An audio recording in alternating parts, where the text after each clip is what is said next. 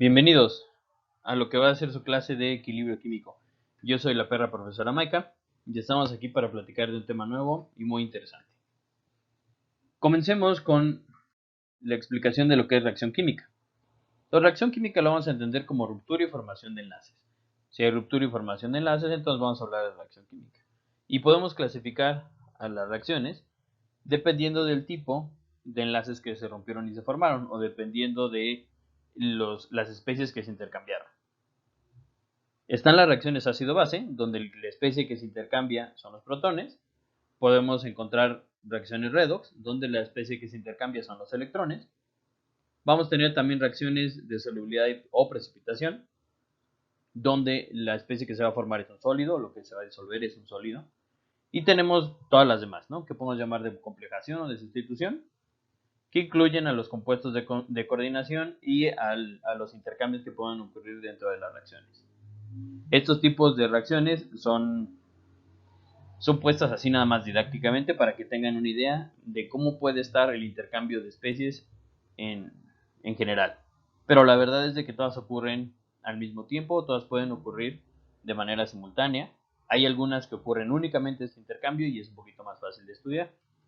Pero en general nos va a servir clasificar estas reacciones en estos tipos para identificar concentraciones y especies que se van a intercambiar y así clasificarlas y nombrarlas de mejor manera. Entonces vamos a empezar con esto. Vamos a empezar clasificándolas e identificando qué especie es la que se va a intercambiar. Y claro, hablando de reacción química, ¿qué es una reacción química? Ubicados en este término, vamos a hablar de lo que es equilibrio químico. Y para entender equilibrio químico, lo primero que tenemos que entender es que las reacciones no siempre se van a llevar a cabo por completo. ¿Ok? Esto es muy importante. Así que lo primero que tenemos que quitarnos de la cabeza es de que las reacciones van a ocurrir de reactivos a productos y ya, ahí acaban. Eso no es cierto. También pueden pasar de productos hacia reactivos. Y por lo tanto, vamos a terminar con reacciones que no se van a llevar a cabo por completo. Que los reactivos no se van a convertir por completo en productos. Y que va a haber un remanente también de reactivos. Esto nos va a llevar entonces a definir lo que es el equilibrio químico y ya también a conocer las concentraciones de reactivos y de productos una vez que ya se llevó a cabo la reacción o cuando llegan al equilibrio. Y aquí tenemos otra definición importante. Ahora, el equilibrio químico lo vamos a poder definir así como una reacción, donde reactivos se convierten en productos y donde empieza a aparecer esta flecha de acá, esta flecha doble, como de ida y de vuelta. Porque tanto reactivos se pueden convertir a productos y productos se pueden convertir a reactivos. Ya tenemos que pensar esto como un equilibrio, ¿no? Donde vamos a tener cierta proporción de reactivos y de productos al final. Y lo podemos imaginar de esta manera, como una reacción donde los reactivos se convierten en productos. Esta reacción tiene una velocidad que lo podríamos conocer como una velocidad directa y está asociada también a una constante, que en este caso se abrevia como K1. Y va a haber otra reacción que ocurre y que es la nueva, la que ahorita estamos analizando y es lo nuevo de este tema. La reacción inversa, que va a tener una velocidad inversa, donde el reactivo C se va a convertir en A y B. Y también va a tener una constante asociada, cinética, a esta reacción. Juntas, la reacción de ida y de vuelta van a formar la reacción al equilibrio o el equilibrio químico, donde esto va a ocurrir de manera simultánea. A reacciona con B para convertirse en C y C se descompone para formar A y B. Todo esto va a estar ocurriendo al mismo tiempo, de manera simultánea y a una velocidad determinada. Para entender un poquito más el equilibrio químico, vamos a irnos al ejemplo de la formación de yoduro de hidrógeno. Entonces, el yoduro de hidrógeno se forma de esta manera. Hidrógeno diatómico reacciona con yodo diatómico, chocan esas partículas para formar esta especie de dímero y ya una vez que chocaron liberan dos partículas o dos moles de yoduro de hidrógeno. La reacción la podemos pintar así. Y lo que quiero que se imaginen en este caso o en este punto son a los átomos chocando. Entonces, los reactivos, que en este caso es hidrógeno y yodo, tienen que ir en el gas, chocando, hasta el punto en el que choquen entre ellos, rompan y formen enlaces nuevos y se liberen como productos. Si se imaginan esta reacción de ida, también se la pueden imaginar de vuelta. Ahora imagínense el yoduro de hidrógeno, de aquí, esta molécula de aquí que está expresada en morado y rojo, imagínensela ahí nadando. Imagínense que ahora pasa al revés, ahora choca con otra de yoduro de hidrógeno y va a formar hidrógeno elemental y yodo elemental. Entonces, el proceso puede ser de ida y de vuelta. ¿De qué depende? Pues depende de los choques, depende de la fuerza que tienen esos enlaces antes y después de los choques. Entonces ya, aquí lo que tenemos, o lo que nos estamos imaginando es el proceso, que puede ser de ida, donde las moléculas chocan y forman productos, y de vuelta, cuando los productos también chocan entre sí y forman reactivos. Está asociado a una velocidad, como ya les había dicho, la velocidad de ida y la velocidad de vuelta. Si nosotros graficamos la concentración de las especies antes y al final, es decir, la concentración con respecto al tiempo, vamos a encontrar que en un inicio, si partimos 100% de los reactivos, metemos hidrógeno y metemos yodo y los ponemos en contacto, estos van a empezar a chocar y su concentración va a disminuir. Aquí se ve cómo disminuye la de hidrógeno y aquí se ve cómo disminuye la de yodo con respecto al tiempo. Pero va a llegar un punto en el que dejen de disminuir porque se tiene que acabar, ¿no? Y este punto va a ir de la mano con la concentración o el incremento de concentración del producto, que en este caso es yoduro de hidrógeno. Este yoduro de hidrógeno va a ir incrementando su concentración y también va a estar llevando a cabo la reacción inversa, donde el yoduro de hidrógeno regresa a ser yodo elemental e hidrógeno elemental. De tal manera que vamos a tener un punto, va a haber un punto en el que la concentración del producto, la concentración de los reactivos sea constante, no cambie. Y no va a cambiar porque lo que se forme de yoduro de hidrógeno va a ser lo mismo que se rompa de yoduro de hidrógeno para formar hidrógeno y yodo. Esas concentraciones dependen, como les decía, de la calidad del enlace o de la fuerza del enlace, tanto de reactivos como de productos. Y en este punto, después de ese punto, cuando las concentraciones no cambian, se le conoce como equilibrio químico. Y en ese punto, también conocido como equilibrio químico, es lo que se conoce como equilibrio dinámico, donde las concentraciones se van a mantener constantes, pero no significa que estén quietas, que las moléculas estén quietas, sino que sí, se están convirtiendo de reactivos a productos y de productos a reactivos todo el tiempo. Está siendo dinámico este equilibrio. Pero ocurren a la misma velocidad y al ocurrir a la misma velocidad estas concentraciones no cambian. Entonces nosotros de lejos, si medimos la concentración, vemos que se mantiene constante, como si no pasara nada. Pero en realidad sí está pasando.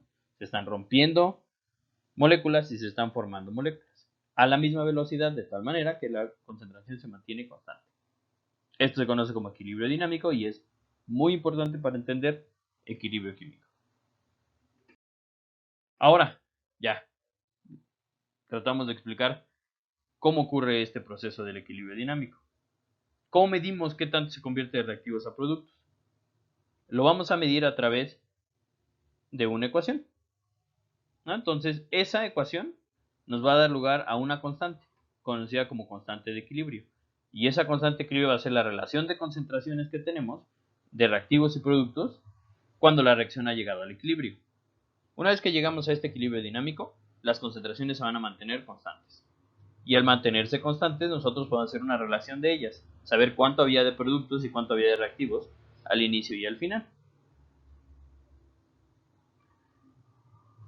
Tenemos nuestra ecuación ahí, balanceada. Esta constante de equilibrio se va a definir como la concentración de productos dividida entre la concentración de reactivos al equilibrio. Si llegamos a este punto, se van a dar cuenta que a veces hay muchos reactivos o muchos productos. En este caso, hay únicamente un producto y dos reactivos. Por lo tanto, la concentración del producto se va a expresar así. La concentración del producto elevada a su coeficiente estequiométrico, que lo van a obtener de la reacción balanceada, dividida entre la multiplicación de las concentraciones de reactivos elevadas a su vez a los coeficientes estequiométricos de los mismos, es decir, de los reactivos. Este va a ser un número y este número va a ser constante. Y esta constante no va a cambiar siempre y cuando no cambiemos ni presión ni temperatura. Pero si mantenemos la presión y la temperatura constantes, este número no va a cambiar. Es característico de la reacción y es una relación que va a existir entre concentraciones de productos y de reactivos. Este valor incluso lo podemos encontrar en tablas. Es tan importante y es tan importante medirlo que lo vamos a encontrar en tablas. Y a partir de ese valor de tablas podemos deducir algunas cosas de concentración, es decir, podemos cuantificar cuánto vamos a tener de uno o de otro reactivo en una reacción. Muy bien, entonces la forma de medir qué tanto vamos a obtener de reactivos y productos y medir el equilibrio va a ser a través de estas constantes, que se conocen como constantes de equilibrio, que van a ser un número. Ese número va a ser una relación entre las concentraciones de productos y reactivos, y además ese número va a ser constante siempre y cuando no cambiemos temperatura ni presión. Ahora vamos a hacer unos ejemplos, unos ejercicios más bien. ¿Cómo escribimos las reacciones o cómo escribimos estas constantes de equilibrio para diferentes reacciones? Aquí tenemos el ejemplo de una reacción ácido-base, donde la especie, en este caso ácido acético, reacciona con agua para formar acetato y liberar un ion hidrógeno o protones a la disolución. Si yo tengo que expresar la constante de equilibrio, tengo que tomar las concentraciones de productos elevadas a sus coeficientes estequiométricos y dividirlo entre concentración de reactivos elevados a sus coeficientes estequiométricos. En este caso, yo puedo abreviar el ion hidrógeno como concentración de protones elevado a su coeficiente estequiométrico, que es 1, la concentración de acetato, que igual su coeficiente estequiométrico es 1, entonces lo elevo a la 1, dividido entre reactivos, que es el ácido acético, junto con el agua. Entonces, aquí empezamos a ver una de las características a la hora de escribir estas constantes de equilibrio. El agua se le considera con una actividad igual a 1, porque es el disolvente, o generalmente se utiliza como disolvente, y se pone como 1. Si la actividad del agua es 1, 1 multiplicado por la concentración de ácido acético va a dar la concentración de ácido acético. Siempre y cuando el agua sea el disolvente, o se encuentre en proporciones muy grandes, tan grandes que su actividad va a ser 1. Una vez que hacemos eso, podemos medir la concentración de protones, de acetato y de ácido acético al equilibrio y nos va a dar un número. Ese número es 10 a la menos 4.76 que podemos encontrar en tablas. Este número tiene muchos significados. El valor que tiene y el signo del exponente tiene significados que vamos a ir viendo posteriormente. Ahorita vamos a tratar de hacer ejercicios de cómo debemos de escribir estas ecuaciones y cómo debemos escribir esas constantes de equilibrio para entenderlas mejor. Entonces la del ácido acético es esta, siempre y cuando la reacción esté hecha en agua.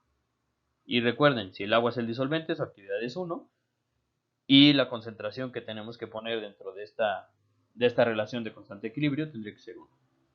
Y esto tiene que ver con la termodinámica del sistema y de la elaboración de esta constante equilibrio. Vamos ahora a escribir una constante de equilibrio para una reacción diferente. Vamos a hacerlo ahora para la que ya vimos, la de hidrógeno gas que reacciona con yodo gas para formar yoduro de hidrógeno gas. Tenemos que escribir los productos o la concentración de productos dividido entre la concentración de reactivos, cada uno de ellos elevado al coeficiente estequiométrico. Al hacerlo para el yoduro de hidrógeno, les va a quedar concentración de productos, que es yoduro de hidrógeno, elevado al cuadrado porque es su coeficiente estequiométrico, dividido entre la concentración de hidrógeno multiplicado por la concentración de yodo, que son los reactivos.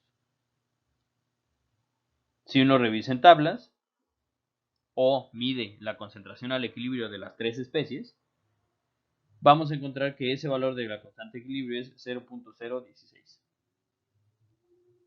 Y no va a cambiar, va a ser constante siempre y cuando no movamos ni presión ni temperatura. Y listo. Es la forma en la que se expresa una ecuación.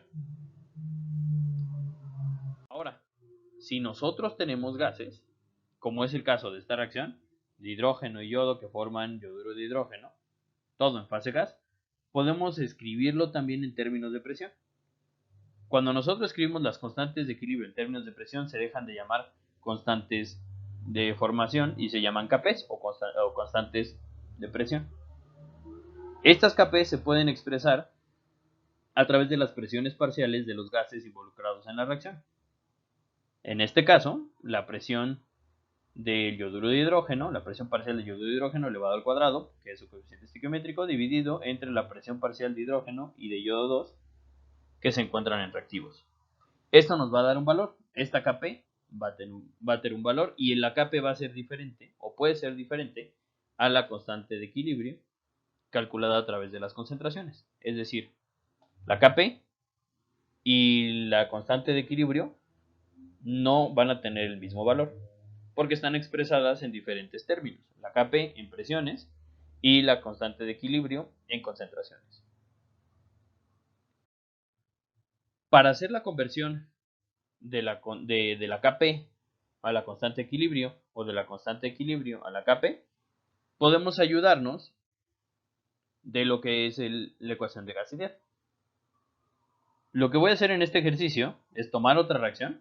En este caso vamos a tomar la reacción de hidrógeno que reacciona con oxígeno para la formación de agua, todo en fase gas. Escribimos la ecuación de constante de presión, de Kp, que va a decir esto: presión parcial del agua elevado al cuadrado entre presión parcial del hidrógeno elevado al cuadrado, recuerden el coeficiente estequiométrico, multiplicado por la presión parcial de oxígeno. La relación de estas presiones nos va a dar la Kp. Y si nosotros queremos convertir esta Kp a una constante de equilibrio relacionada con concentraciones, podemos ocupar la ecuación del gas ideal. Esta ecuación del gas ideal que les pongo aquí ya está despejada. Y se van a dar cuenta que la presión parcial va a ser igual a la concentración molar de la sustancia multiplicada por RT. Y lo único que puedo hacer ahora es sustituir. En vez de poner presión de agua, voy a poner concentración de agua multiplicada por RT. Y todo esto elevado al cuadrado, que es este término. Voy a hacer lo mismo con el hidrógeno y con el oxígeno. Y ya, sustituí cada una de las presiones por concentraciones. El siguiente paso es hacer álgebra. Y al hacer álgebra yo puedo sacar RT del primer término en el numerador y sacar RT de los términos en el denominador. Nos vamos a dar cuenta que esta región de aquí, una vez haciendo el despeje, se va a convertir en la constante de equilibrio.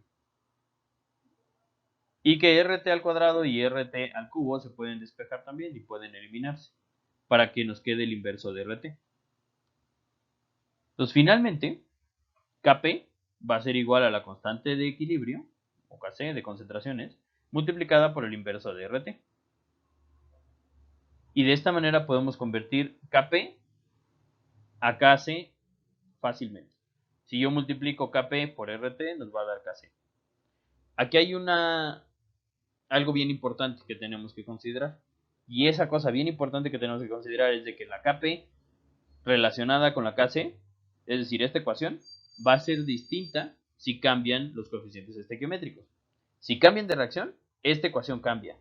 Y tienen que elaborar este proceso para ver cuántos RTs les quedan multiplicando a Kc o divididos o elevados al cubo o a la quinta, a lo que toque. Porque la relación de coeficientes estequiométricos puede ser distinta. En este caso nos tocó que Kp va a ser igual a Kc por el inverso de RT. Pero no es el caso siempre. Puede ser entre RT al cuadrado, puede ser por RT, dependiendo de la relación estequiométrica que exista entre los reactivos. Entonces, por cada ecuación va a haber una conversión de Kp a Kc diferente. Pero lo podemos hacer. Pueden hacer ustedes la conversión de Kp a Kc y de Kc a Kp utilizando gas ideal. Y bueno, suponiendo que sí se comportan como gas ideal, que es como se comportan de manera general los gases. Muy bien. Ahora vayamos o continuemos escribiendo constantes de equilibrio con diferentes variantes. Otra variante es qué pasa cuando tenemos un sólido involucrado. Les presento aquí una reacción química. Plomo 2 en medio acuoso que reacciona con 2 cloruros en medio acuoso para formar un sólido, que es cloruro de plomo. En esta reacción es una reacción al equilibrio donde vamos a tener cierta concentración de plomo y de cloro al equilibrio y también de sólido formado de cloruro de plomo. ¿Cómo tendríamos que pintarla o escribir la ecuación al equilibrio?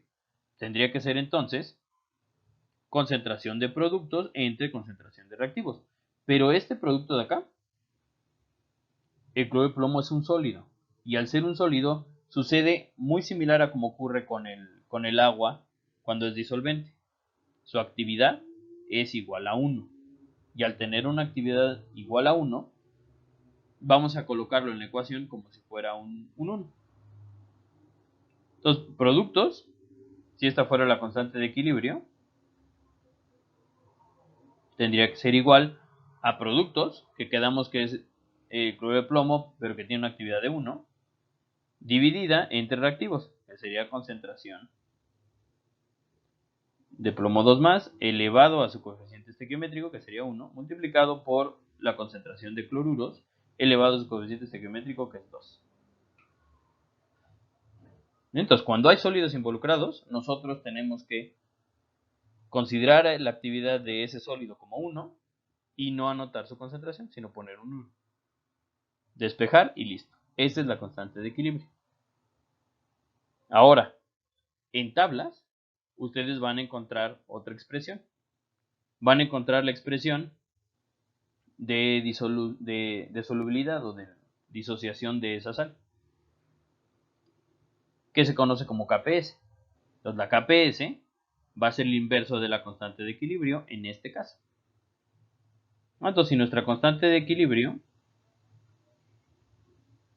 era igual a 1 sobre la concentración de plomo 2 más multiplicado por la concentración de cloruros al cuadrado, si yo veo la reacción al revés, donde el cloruro de plomo, que es un sólido, se disocia a plomo 2 más, acuoso, y en 2 de cloruros, acuosos también. La reacción de aquí se podría expresar con esta constante de equilibrio, donde los productos, el plomo 2 más y los cloruros elevados al cuadrado, se dividen entre 1 y nos queda esta reacción de aquí. Esta es la que generalmente encuentran en tablas y se conoce como constante producto de solubilidad. Aquí ya aprendieron otra cosa. Uno puede pasar de una reacción puesta de reactivos a productos y reactivos, y lo que le va a suceder a la constante de equilibrio es de que hay que sacarle el inverso, ¿no? Entonces la KPS es el inverso de esta constante de equilibrio. Yo puedo jugar con las reacciones ya de esta manera. Puedo poner reactivos como productos o productos como reactivos y expresar mi constante de equilibrio como yo quiera. ¿Vale? Entonces, si encuentran una constante, por ejemplo esta KPS en la literatura, con valor de 1.6 por 10 a la menos 5, fácilmente pueden encontrar esta constante de equilibrio. ¿Qué tienen que hacer? Pues sacarle el inverso. Y al sacar el inverso van a poder conocer la constante de equilibrio para la reacción que estaba pintada en negro, o esta de acá que tenemos como la principal. Entonces, esta es otra característica de todas las ecuaciones y en particular de cuando hay un sólido involucrado. Ahora, ¿por qué va a ser útil conocer esta constante de equilibrio? Pues va a ser útil por varios motivos. Uno de ellos es poder predecir si la reacción va a ser cuantitativa hacia productos o reactivos. Ahorita les platico esto. Con la constante de equilibrio, nosotros vamos a poder saber si tiende hacia productos o si se va a formar más de productos o si se va a quedar más como reactivos. Lo podemos saber con el valor de la constante de equilibrio. Podemos también calcular las concentraciones de los reactivos o productos que existen en la disolución. Si sabemos la proporción o conocemos la constante de equilibrio de una reacción y conocemos esta ecuación, podemos de ahí despejar concentraciones. Y si conocemos también la concentración de una de las especies al equilibrio y su constante, de ahí despejamos y deducimos la otra. Entonces nos puede servir para calcular concentraciones en reactivos y productos en disolución. también nos puede ayudar para diseñar estrategias para obtener mayor cantidad de especies, que es lo que se conoce como ley de acción de masas, y es lo que les voy a explicar ahorita. Entonces, la ley de acción de masas, también conocida como ley de Le Chatelier, va a ser una expresión que va a relacionarse con la perturbación de un sistema. Entonces vamos a verlo de nuevo. Entonces, lo primero que tenemos que tener muy en cuenta es de que la constante de equilibrio va a ser un valor constante. Entonces, ese valor va a ser constante, no se va a mover, a menos de que le cambie temperatura o presión, pero no se va a mover. Y cualquier perturbación del sistema va a ser compensado en la concentración de las especies en el equilibrio para mantener esta relación, para mantener este valor constante. Vamos a tomar como ejemplo algo muy sencillo. Imaginemos una reacción de las más básicas, A que se convierte en B. Si pintamos su constante de equilibrio, va a ser productos, concentración de productos, entre concentración de reactivos. Y de manera didáctica vamos a ponerle un 1. ¿Muy bien? Ahí está nuestra constante de equilibrio, ahí está nuestra relación entre productos y reactivos, y eso vale 1. ¿Qué significa? Que yo puedo ponerle la cantidad de A que yo quiera, y esa cantidad de A que yo le ponga, cierta parte se va a convertir en B, y cuando llegue al equilibrio, la división entre la concentración de B y A me va a dar 1 siempre. Entonces imagínense que yo empiezo con 50 molar, ¿no? De A. 50 molar de A, en un inicio no está el equilibrio. Entonces tiene que pasar lo que tenga que pasar para que llegue al equilibrio, pero al final yo tengo que terminar con que la relación de B entre A sea 1. Y para que eso sea cierto, la mitad de A se tiene que convertir en B. Tengo que terminar con 25 molar de B y quedarme con 25 molar de A, para que la relación entre ellas me dé 1.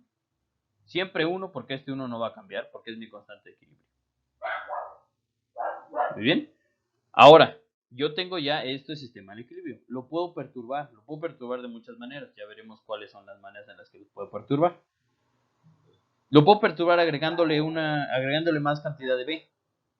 Al agregarle más cantidad de B, las concentraciones van a cambiar y tienen que modificarse. Cierta parte de B ahora se tiene que convertir en A para llegar a esta relación de 1. Entonces imaginen que yo agrego 10 más de B. Entonces vamos a poner estamos ya en el equilibrio. Imaginemos que le ponemos 10 más de B. Más 10 molar de B. Al hacer esto, perturbé mi equilibrio, ahora tengo más de B. Y tiene que modificarse la misma reacción o compensar esa reacción para mantener esta constante de equilibrio que tiene que ser igual a 1. Entonces, para compensar, 5 de B se tendrían que convertir en A. Entonces, ya dejan de ser estos 10. Se quedan 5 molar de B que se convierten en A. De tal manera que ahora terminamos con 30 molar de B y 30 molar de A. Y la relación entre ellos sigue siendo 1. Eso es lo que dice la ley de Le Chatelier o la ley de acción de masas. De que si uno perturba el equilibrio, agregándole varias cosas, ¿no? Agregándole reactivos, agregándole productos, quitándole reactivos, modificando algunas variables en el entorno. Esta constante de equilibrio tiene que mantenerse constante y lo que va a hacer la reacción es compensar. Convertir más reactivos a productos o más productos a reactivos hasta que se mantenga esta constante sin cambio. Muy bien, vale. Eso es lo que dice la ley de acción de masas. Vamos a perturbar y el sistema va a compensar para mantener a la constante de equilibrio sin cambio. Tomemos como ejemplo ahorita otra reacción inventada y vamos a ver lo que es el desplazamiento del equilibrio. Entonces, comencemos pensando en una reacción A más B que va a formar C y D. La constante de equilibrio va a estar expresada como concentración de C por concentración de D entre la concentración de A por la concentración de B, que va a ser igual a 1, de igual manera muy didáctico. Y vamos a ver qué pasa cuando uno lo perturba. Entonces vamos primero a comenzar pensando que tenemos una proporción de A y B, 3 y 10 al equilibrio, y 5 y 6 de C y D al equilibrio. Si nosotros elevamos 3 por 10 son 30 y 5 por 6 son 30, los 30 entre 30 va a dar 1. Esta proporción se tiene que mantener una vez uno haga una perturbación. Entonces inicialmente tenemos estas condiciones. Ahora imaginemos que lo perturbamos. Podemos perturbarlo quitándole la parte roja. Imagínense, quitamos los 5 de la parte roja. Entonces después, justo en la perturbación, tenemos los que tenemos al equilibrio, 3 y 10 y 6. Pero la reacción tiene que compensar para llegar otra vez al equilibrio. Si se quedara así, la relación no sería 1, sería 6 y entre 30, bueno, 6 centavos, ¿no? Esa relación no daría 1, y al no dar 1, la reacción tiene que compensarlo. Y para compensarlo, va a desplazarse hacia productos, es decir, reactivos van a convertirse en productos para llegar otra vez a esa estabilidad o a esa relación de 1 de la constante de equilibrio. En cuanto hacemos la perturbación, disminuye A y B y aumenta tanto C y D.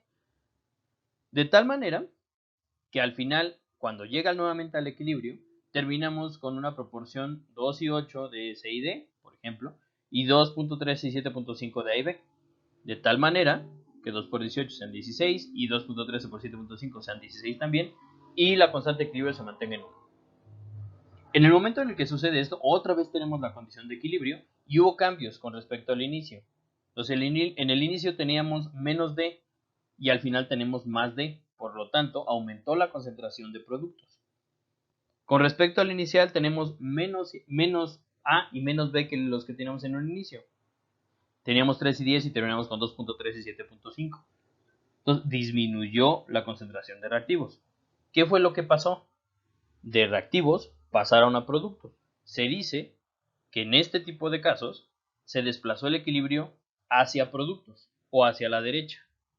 Pasó de reactivos a productos. Disminuyeron los reactivos, aumentaron los productos. También aumentó un poquito de C.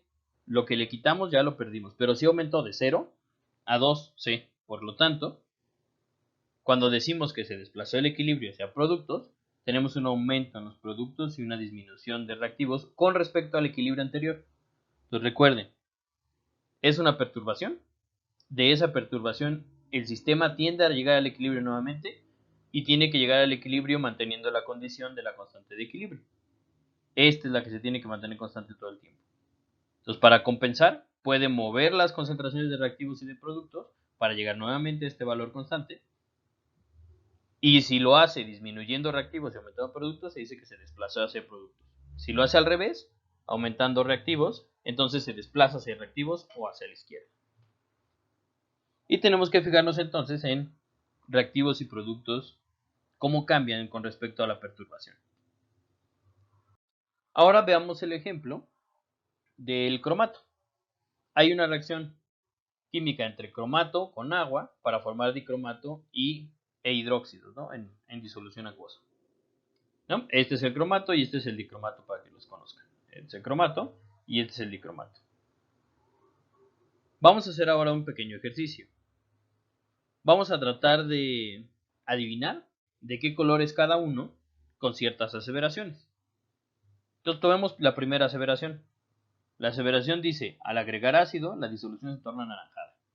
La segunda aseveración dice, al agregar base, la solución se torna amarilla. Y lo que queremos saber es de qué color es la disolución de dicromato y de qué color es la solución de cromato. Muy bien, entonces ahorita si quieren pónganle pausa al video, hagan el ejercicio ustedes y vamos a ver si le atinan al color de cada uno de ellos. Listo, entonces vamos a resolverlo. Si agregamos ácido, la disolución se torna anaranjada. ¿Qué pasa cuando yo le agrego ácido? Entonces, si le agrego ácido, que son protones, lo que yo estoy haciendo de alguna manera es quitar productos, como en el ejercicio anterior, porque van a reaccionar estos protones con los hidróxidos para formar agua. Si estoy quitando productos, la reacción que tiende a hacer tiende a compensar y se mueve hacia productos, se desplaza hacia la derecha o se desplaza hacia productos. Al desplazarse a productos, aumenta la concentración de uno de los productos, que en este caso sería el dicromato, porque este ya lo quitamos, digamos el hidróxido ya lo quitamos, entonces tiene que aumentar la concentración de dicromato. Si aumenta la concentración de dicromato y la disolución se torna anaranjada, pues entonces el dicromato debe ser el anaranjado. Vayamos con la otra aseveración. Si ahora yo agarro y agrego una base, la disolución se torna amarilla. ¿Qué estoy haciendo al agregar la base? Estoy agregando productos. Si agrego cantidad de productos, la reacción tiende a equilibrarse y se desplaza hacia reactivos. Al desplazarse hacia reactivos, lo que sucede es disminuye la concentración de dicromato, disminuye un poquito la concentración de hidróxidos. Acuérdense que lo perturbamos y le pusimos muchísimo más de hidróxidos. Entonces, de todo ese muchísimo más que le pusimos, se consume un poquito de hidróxidos, se consume un poquito de cromato y aumenta ahora la concentración de reactivos, de cromato y un poquito de agua. Entonces se desplaza hacia reactivos, aumenta la concentración de cromatos y se torna amarilla. Por lo tanto, el amarillo va a ser el cromato y el naranja va a ser el dicromato. Esta reacción también la tienden a hacer mucho en el laboratorio porque es muy explicativa y además es reversible. Podemos hacerlo de ida y vuelta las veces que queramos. Agregamos ácido y se pone color naranja, agregamos base y se pone color amarillo. Y le volvemos a agregar ácido y se vuelve a poner naranja. Y así nos la podemos llevar porque son equilibrios. Es una forma de demostrar que nosotros podemos desplazar los equilibrios, podemos modificarlos. Podemos inducir que se forme más de uno que de otro dependiendo de nuestra conveniencia. Bueno, hasta aquí el ejemplo con el dicromato. Espero que haya quedado claro la parte de desplazamiento del equilibrio. Recuerden que se mueve hacia productos, decimos que se desplaza hacia la derecha, se desplaza hacia productos. Si se mueve hacia reactivos, se desplaza hacia reactivos o hacia la izquierda, como ustedes quieran ver. ¿Cómo podemos perturbar el equilibrio? Entonces, una de las formas de perturbar el equilibrio es cambiando las concentraciones de las especies. En los ejemplos anteriores quitamos productos, pero también podemos hacerlo reaccionar con otra cosa, como fue el caso de los hidróxidos, que lo hicimos reaccionar con ácido. Entonces, si cambiamos la concentración de las especies al equilibrio, vamos a perturbarlo y va a tender la reacción a compensar y va a desplazarse reactivos o productos. Podemos también modificar la presión de las especies gaseosas. Si tenemos especies gaseosas, podemos modificar la presión del sistema o la presión parcial de alguno de ellos y vamos a tener un efecto en la perturbación del equilibrio. Si recuerdan, les dije que podíamos mover las concentraciones y que se iba a perturbar el sistema y la constante de equilibrio iba a ser constante siempre y cuando fuera la presión y la temperatura constantes. Eso es cierto.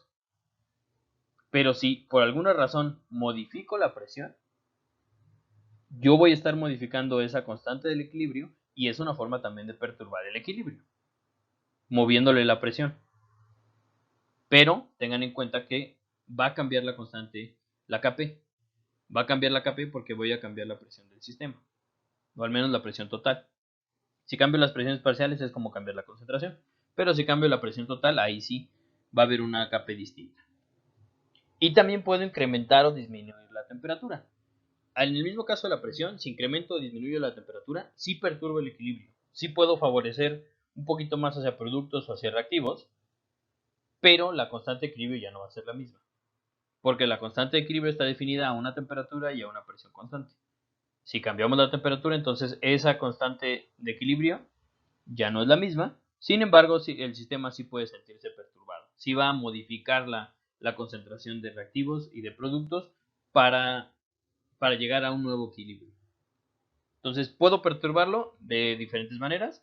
La principal y la más fácil es cambiando concentraciones de las especies, pero también puedo modificar la temperatura y la presión total del sistema generando estos cambios en las relaciones de concentraciones de reactivos y de productos.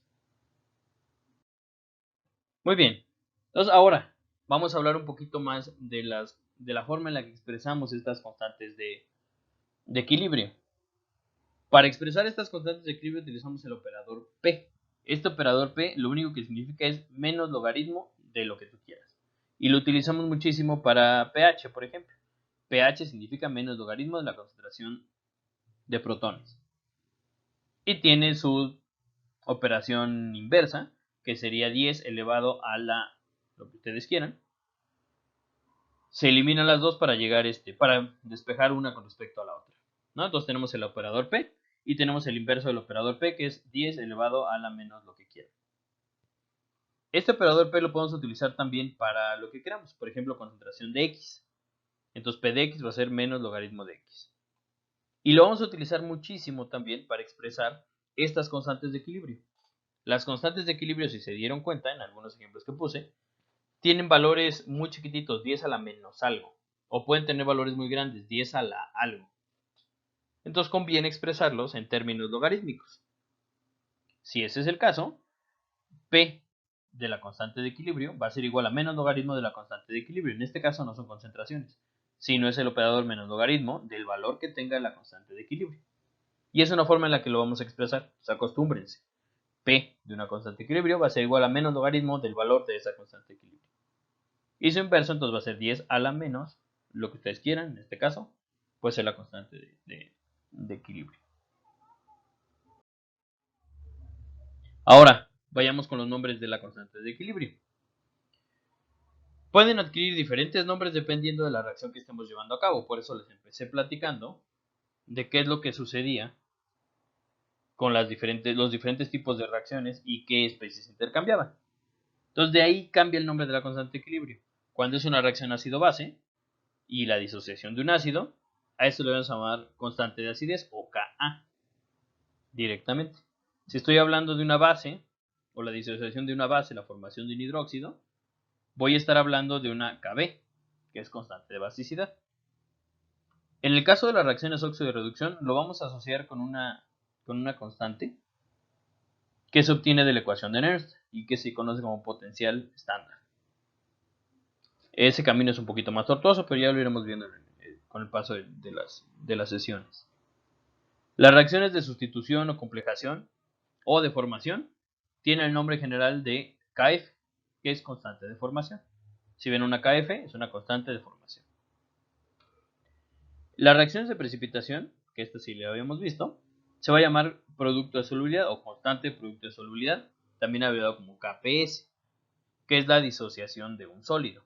Este sólido se disocia en sus iones y esos iones van a ser los productos al obtener la constante de equilibrio. Para esta reacción en particular se le va a conocer como KPS o constante de producto de solubilidad. Entonces a partir de ahorita estén muy atentos porque se les pueden aparecer estas con estos nombres y todas son constantes de equilibrio.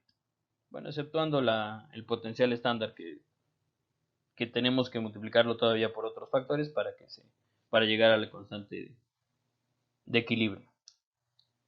Veamos ahora qué es la energía libre de Gibbs y cómo nos va a servir para predecir reacciones y también para describir los fenómenos energéticos en una reacción. Vamos a comenzar con la definición de energía libre de Gibbs, que se abrevia como un delta G, que es igual al delta H menos T delta S. Este delta H se conoce como entalpía y relaciona el calor asociado a una reacción o a un proceso. Y la T es la temperatura y el delta S es la entropía o el cambio en entropía en un sistema. Esta energía libre de Gibbs va a ser importante porque nos puede decir cuándo una reacción es espontánea y cuándo no lo es. Cuando esta energía libre de Gibbs adquiere un valor negativo, la reacción va a ser espontánea. Cuando esta energía libre de Gibbs tiene un valor positivo, entonces la reacción va a ser no espontánea. ¿Qué quiere decir esto? Que no se va a llevar a cabo de manera natural. Necesitas tú suministrarle energía para que ocurra la reacción. En el caso de la energía libre de Gibbs negativa, cuando la reacción es espontánea, libera energía durante el proceso. Esto va a tener un impacto directo con la entalpía de la reacción. Generalmente la contribución entrópica en las reacciones, que sería esta parte del T delta S, es insignificante o es muy pequeñito.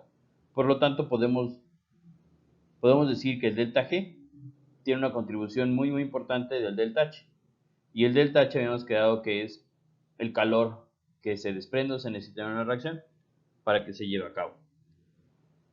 En este sentido, podemos hablar también de entalpías positivas, que se conocen como endotérmicas, donde tú necesitas dar calor a la reacción para que ocurra. Y hay también entalpías negativas, donde se desprende calor en el momento de llevar a cabo la reacción. También hay una cosa que tenemos que considerar fuertemente. Estos deltas G son ecuaciones de estado que dependen del inicio y del final. En estas ecuaciones de estado, nosotros vamos a evaluar únicamente la energía que se necesita o que se libera de una reacción de manera termodinámica, ya cuando alcanzan el equilibrio. A eso se refiere con termodinámica. Para entender cómo está esta onda de termodinámica, vamos a situar en una escala energética a los reactivos. Entonces los reactivos vamos a colocarlos en una escala energética. Estos reactivos se pueden convertir a productos, que también van a estar situados dentro de esta escala energética.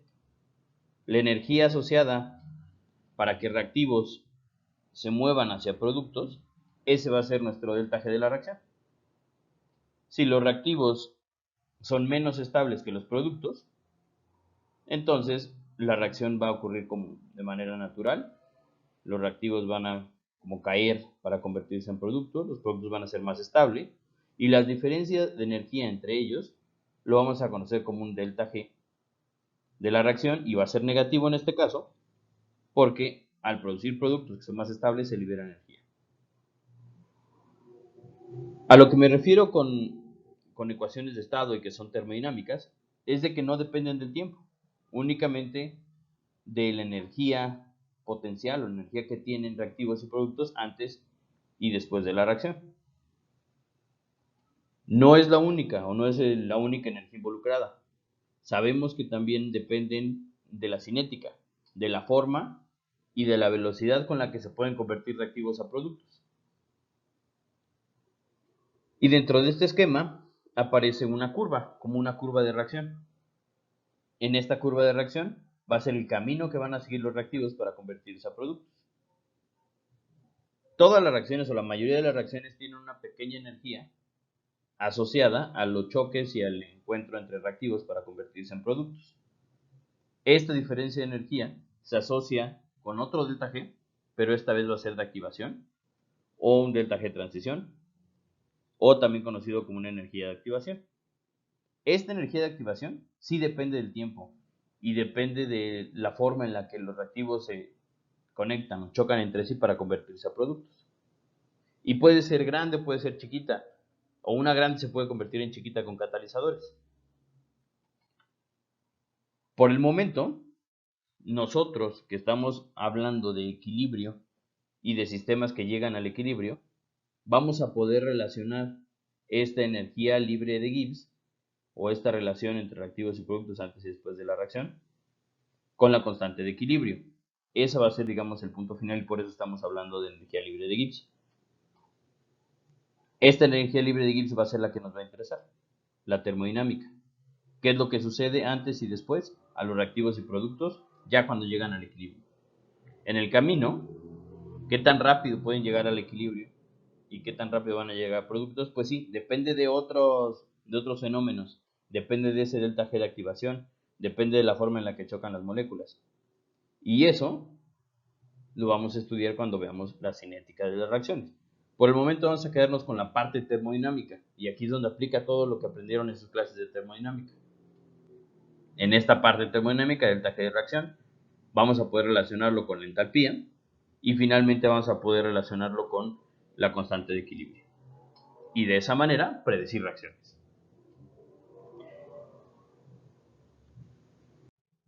Ahora vamos a plantearnos una situación, una reacción exotérmica.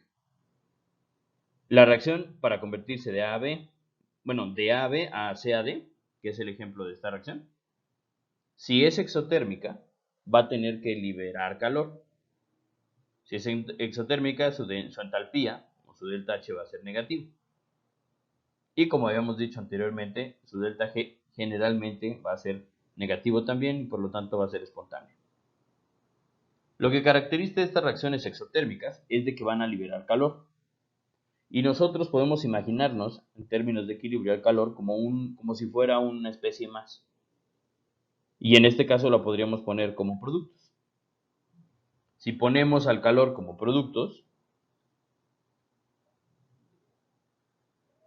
acá, podemos también pensar en qué sucede con la perturbación de la reacción cuando aumentamos o disminuimos temperatura, o cuando ponemos calor en el sistema o le quitamos calor. Si tenemos una reacción exotérmica y ponemos al calor como uno de los productos, podemos perturbar el equilibrio poniéndole más calor. Si aumentamos la concentración de calor o la cantidad de calor que nosotros le suministramos al sistema, forzamos a que todo este equilibrio tienda hacia reactivos. Desfavorecemos la reacción. Entonces, una reacción exotérmica se puede desfavorecer si se agrega calor en el sistema, si perturbamos y agregamos calor en el sistema. Y entonces se formarán más de los reactivos A y B. También podemos favorecerla. Y la forma de favorecer una reacción exotérmica es quitándole calor. Si yo voy enfriando, la reacción va a ir produciendo más y más productos para compensar también esta perturbación al equilibrio. Entonces, para entender cómo se desplaza el equilibrio o cómo se desplaza una reacción en presencia de temperatura o en presencia de calor, podemos imaginarnos al calor como uno de los reactivos y seguir las mismas reglas que hemos estado viendo anteriormente. Si está en productos y se aumenta, entonces tiende hacia reactivos. Si está en productos y se disminuye, entonces tiende hacia productos. Y podemos hacer el mismo análisis con la parte endotérmica. Aquí la reacción endotérmica, con un delta H positivo, podríamos imaginarnos al calor como una especie y la tendríamos que poner en la parte de reactivos. En una reacción endotérmica necesitamos calor para que se lleven a cabo las reacciones, que desde ella estamos hablando del desplazamiento. Si no agregamos calor o quitamos calor, entonces se quedan reactivos. Sin embargo, agregamos calor, agregamos energía y el proceso va a tender a moverse hacia productos. Aumentará la concentración de productos y podremos decir que una vez que teníamos la reacción al equilibrio de una endotérmica, al agregarle calor, se producen más productos. Ok, entonces podemos jugar también con esa parte. Podemos ver al calor como si fuera uno de los reactivos más y analizar cómo se perturba el equilibrio y cómo se compensa esta perturbación del equilibrio a partir del comportamiento de este calor. En el caso de las endotérmicas se favorece cuando le proporcionamos calor. Bueno, se favorece a productos cuando le proporcionamos calor al sistema. Ahora veamos lo que sucede con la energía libre de Gibbs y la constante de equilibrio. Ya sabemos qué es la energía libre de Gibbs y qué nos va a decir de la reacción. Ahora vamos a relacionarlo con la constante de equilibrio. Delta G va a ser igual a menos RT logaritmo natural de la constante de equilibrio. Y es aquí donde podemos empezar a predecir reacciones a partir de valores de la constante de equilibrio. Si la constante de equilibrio tiene valores mayores a 1, que son valores muy grandes, entonces tiende a productos.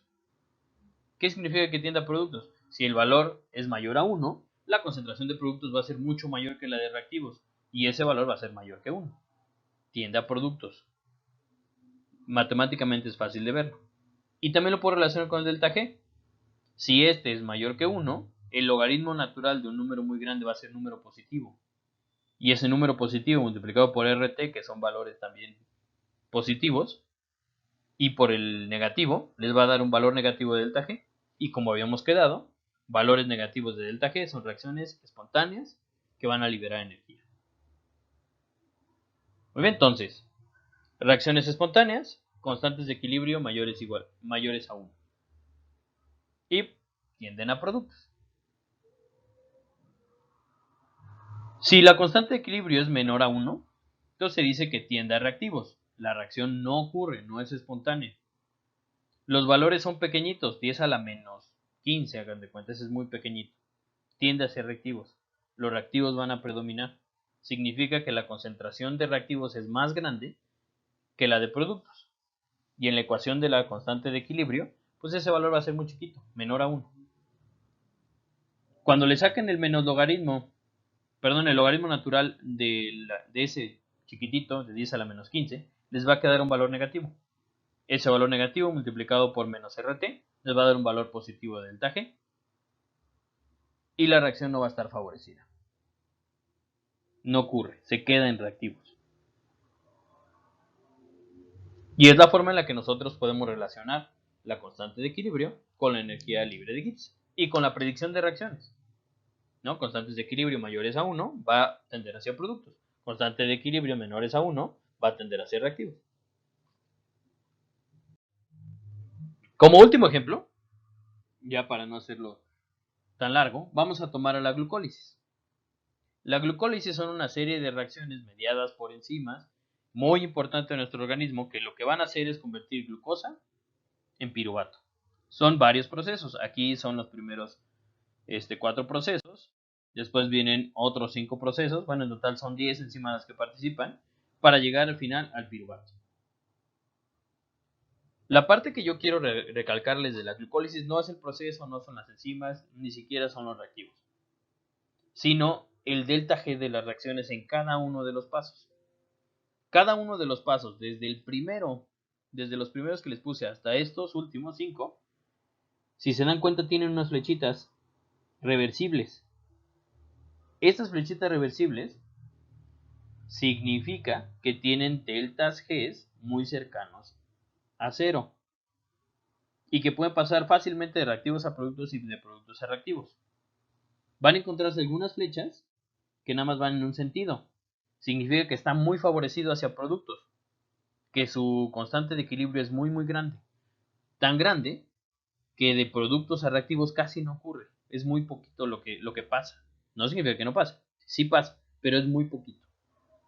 Tan poquito que podemos considerar a estos puntos como cuellos de botella. Y esos cuellos de botella van a servir para la regulación del organismo, de los procesos metabólicos que tenemos en el cuerpo.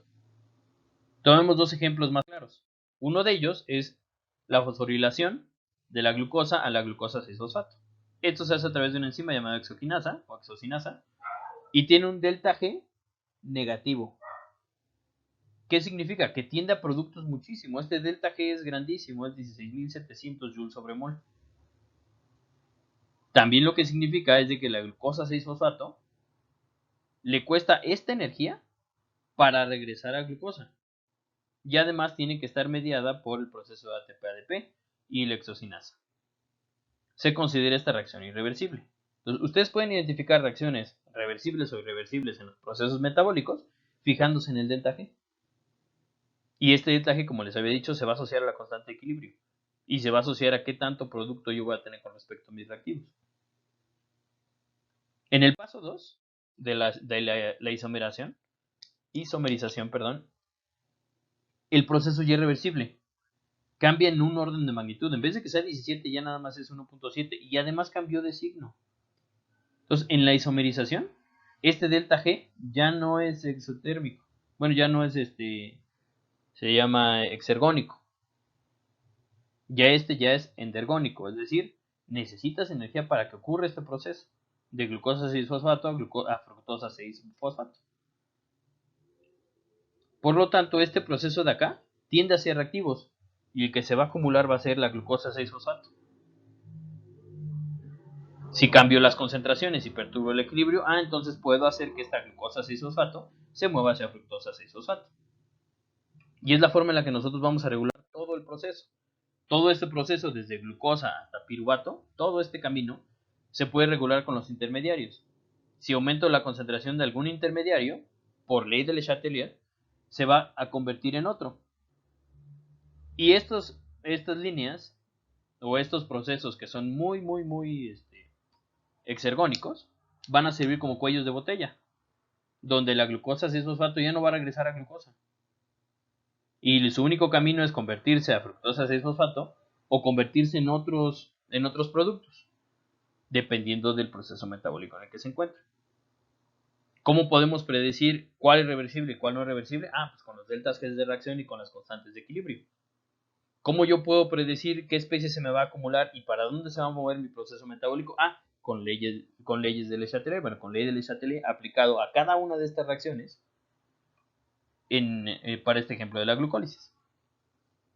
¿No? Entonces tenemos este proceso, por ejemplo, de fosfenol piruvato a piruvato, que es irreversible. Gracias a este proceso, el piruvato puede seguir otras rutas metabólicas después de la glucólisis y no regresar y convertirse en glucosa, ¿no? Tenemos otro proceso, aquí también la formación de fructosa no 6-bifosfato. Y también este proceso, donde la glucosa que se convierte a glucosa 6-fosfato es irreversible. Y por eso nosotros no producimos glucosa como las plantas. Nosotros nos quedamos en glucosa 6-fosfato a lo más. Y no generamos glucosa y qué bueno, ¿no? Hay procesos para generar glucosa en la naturaleza, que sí los hacen las plantas, que tiene que ver con el ciclo de Calvin, que va a ser entonces importante para regular todos los procesos de la naturaleza que llevan millones de años de iteración, ¿no? y de evolución. Entonces, lo que les quiero decir con este ejemplo es de que todo lo que ven ahorita, de constantes de equilibrio, de desplazamientos de equilibrio, ley de Le Chatelier, se va a ver asociado en todos los procesos, incluso los que vayan a ver después en biología. Entonces, no se olviden de esto. El delta G es importante, la relación de delta G con las constantes de equilibrio es importante, y pues lo único que les queda pues, es practicar y encontrar en los procesos normales o en los procesos que les tocan dónde lo pueden aplicar. Y bueno, después ya de esta hora de mucha plática de equilibrio, los dejo. Esto fue la perra profesora Maika con los primeros conceptos de equilibrio químico. Nos vemos la próxima y bienvenida a las preguntas y los comentarios. Saludos, cuídense y bye, perros. Y finalmente los dejo con un homenaje a Snoop Dogg. Me disfracé como él.